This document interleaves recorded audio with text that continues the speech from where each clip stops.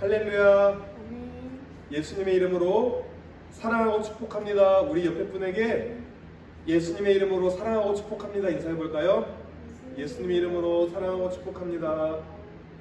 제가 이렇게 늘 예배 때마다 우리 예배 공동체에게 예수님의 이름으로 사랑하고 축복합니다라고 권면하는 인사예요. 하나님이 우리에게 주신 가장 큰 계명이 무엇이지요? 아멘. 하나님을 마음과 뜻과 힘을 다해 사랑하고 내 이웃을 내 몸처럼 사랑하라입니다. 이것은 하나님의 명령이자 우리의 의무입니다. 그런데 그 다음 예수님의 이름으로 사랑하고 축복합니다 이렇게 하죠. 우리는 축복받는다는 말을 대부분의 사람들이 좋아합니다. 그런데 어떤 사람들은 이 복에 대해 말하면 좀 기복적이다 라고 얘기하는 분이 있을 수 있는데, 오늘 본문 말씀 보면 하나님이 모세를 통하여 제사장들에게 이스라엘 백성을 축복하라 라고 명령하신 겁니다. 또한 24절에 하나님은 우리에게 복을 주길 원한다 하셨어요. 제가 저희 아들이 있는데 아들이 잘 되길 바라지 아들이 고생하기를 바라진 않습니다. 물론 잘못된 길로 가기에 때때로 인생의 채찍과 사람 막대기로 그렇게 칠 때는 있지만, 궁극적으로는 자식이 행복하고 잘 살기를 바라는 게 부모 마음이듯이 하나님도 당신의 자녀들이 영혼이 잘된 같이 범사가 잘 되길 바라십니다. 이렇게 하나님이 당신의 백성들에게 복을 주길 원하시는 하나님의 마음이 여러 군데 나와 있어요. 창세기 1장 27절에서 28절에 하나님이 그들에게 복을 베푸셨다. 그들에게 말씀하시기를 생육하고 번성하여 땅에 충만하여라. 바다의 고기와 공중의 새와 땅 위에 살아 움직이는 모든 생물을 다스려라. 하나님은 이렇게 복 주시려고 사람을 만드셨고 이렇게 28절에 복을 베푸십니다. 창세기 5장 2절에 남자와 여자를 창조하실 때 하나님은 그들에게 복을 주시고 그들의 이름을 사람이라 하셨다라고 나옵니다. 또 창세기 9장 1절에 하나님이 노아와 그의 아들들에게 복을 주시며 말씀하셨다. 생육하고 번성하며 땅에 충만하여라. 이렇게 복은 하나님의 명령이자 하나님이 우리 당신의 백성들에게 복받기를 원하시는 거예요. 제가 축복이라는 것에 일반적인 사전의 정의를 찾아봤어요. 첫 번째로 행복을 빔 또는 그 행복, 두 번째로 하나님이 복을 내림이라는 사전적 의미가 있어요. 우리가 이렇게 누군가를 축복하는 것은 그 사람의 행복을 비는 것으로, 이것은 예수 믿지 않는 사람도 좋아하는 말이에요. 제가 이번 주 방문 요양 이용하시는 센터 어르신들 댁에 가면서 어르신들과 요양보호사 선생님들에게 추석 선물을 나눠주기 위해 집집이 방문했습니다.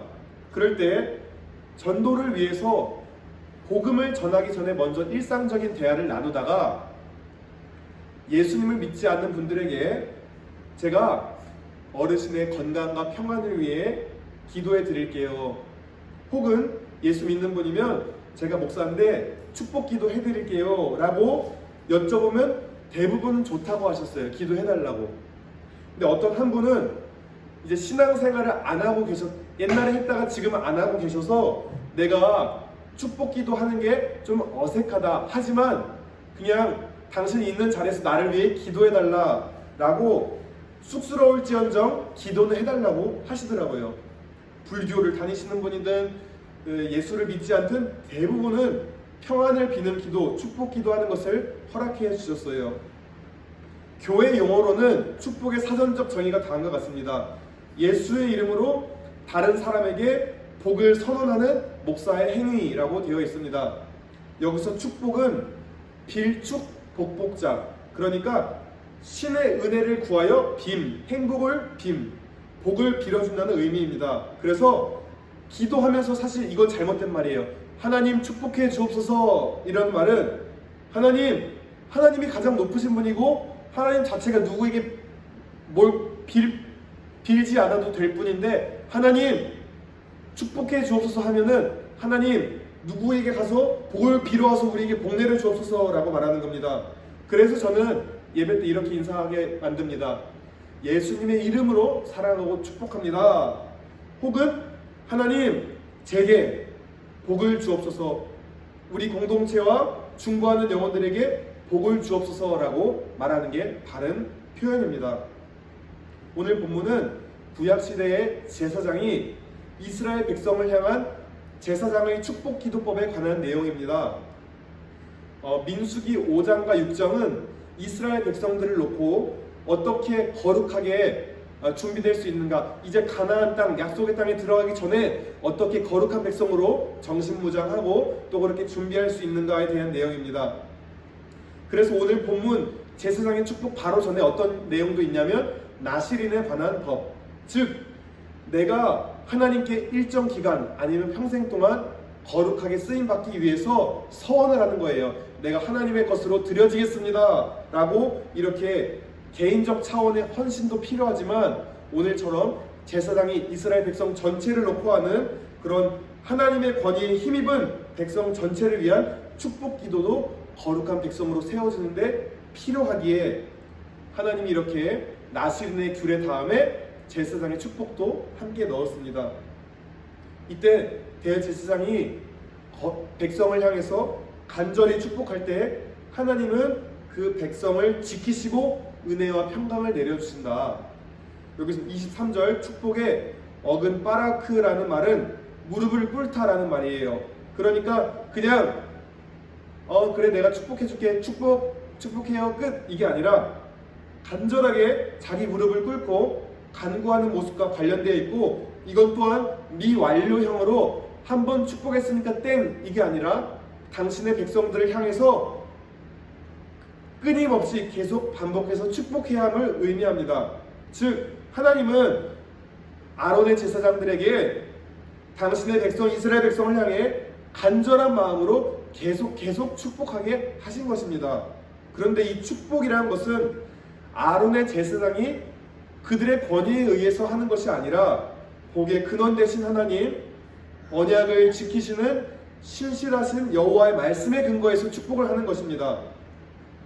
우리는 예수 그리스도를 통해 이미 구원의 복을 얻은 자들이에요. 복받은 자들이에요. 그런데 하나님은 당신의 백성들을 향해 성경의 수많은 약속들, 축복들을 기록해 놓으셨어요. 그래서 우리가 예수 안에 있는 자들이라면 예수의 이름으로 축복을 받을 것들이 많이 있다라는 것입니다. 그래서 우리가 이 복을 나만 누릴 것이 아니라 아직 예수 믿지 않는 내 주변 사람들, 우리 공동체, 그들을 향해서 아직은 저들이 예수 믿지 않아서 우리 안에 들지 않은 다른 양들 같지만 저들도 하나님이 택한 백성일 줄 몰라요. 그러니까 우리도 그들을 향해서 축복해야 돼요. 믿는 백성들 뿐만 아니라 믿지 않는 백성들 향해서도 축복해야 돼요. 우리가 건강의 문제, 물질의 문제, 이 땅을 살아가면서 필요한 육신적인 것들도 문제가 풀려서 복받는 것도 필요하지만 가장 중요한 복은 예수님을 나의 구원자요 나의 주인으로 믿고 천국 백성이 되는 것이 가장 큰 복입니다. 우리는 그래서 예수님을 믿어 구원의 복을 누릴 뿐만 아니라 이 땅의 복도 누리며 풍성하게 살아가야 됩니다. 오늘 본문 보면은 예수님이 하나님의 자녀에게 어떠한 복을 주시죠? 그들을 지키시며 은혜 베푸시길 원하며 평강 주시길 원하신다 하십니다. 우리가 이렇게 축복하는 것은요, 구약시대 아론 제사장만 하는 것이 아니라 오늘날 목사들만 하는 게 아니라 주의 말씀에 근거해서 예수 믿는 자들이라면 서로를 향해 축복할 수 있는 특권을 받았습니다. 저도 이렇게 이곳 주야간보 센터의 공간에서 예배를 하면서 이곳에 있는 어르신들과 직원분들을 위해 축복을 합니다.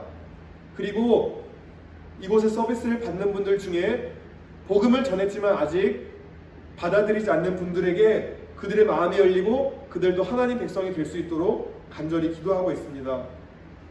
우리가 축복해야 될 지체들이 생각날 수도 있어요.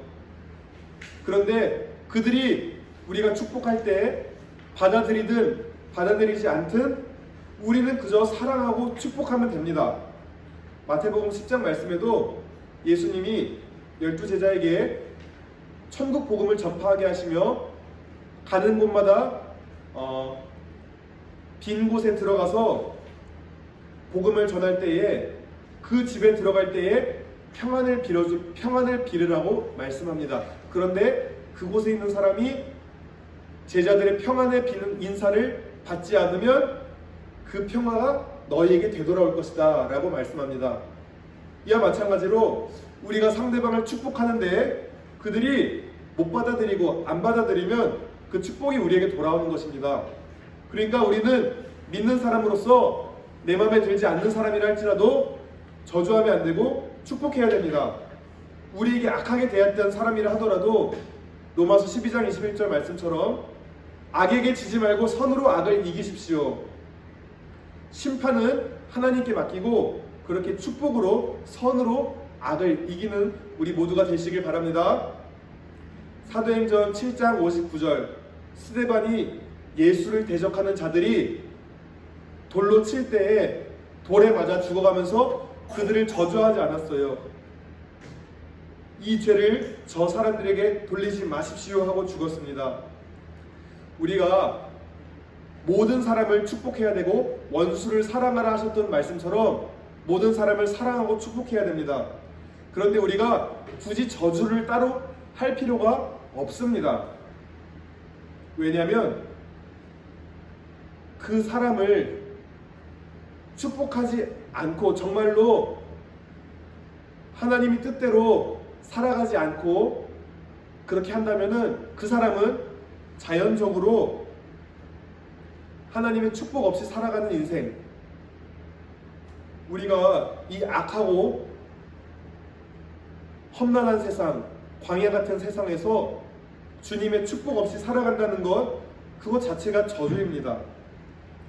그런데 아무리 탁월한 제사장이 축복을 해도 그 축복받는 사람이 받아들이지 않으면 그것도 한계가 있습니다. 신명기 28장에 순종하면 받는 복, 불순종하면 받는 저주가 나옵니다. 제사장들이 축복을 안 했겠습니까? 그럼에도 이스라엘 백성들이 저주를 받을 짓을 하면, 불순종하면 저주가 임한다. 그리고 30장에 복받는 길에 대해 나옵니다.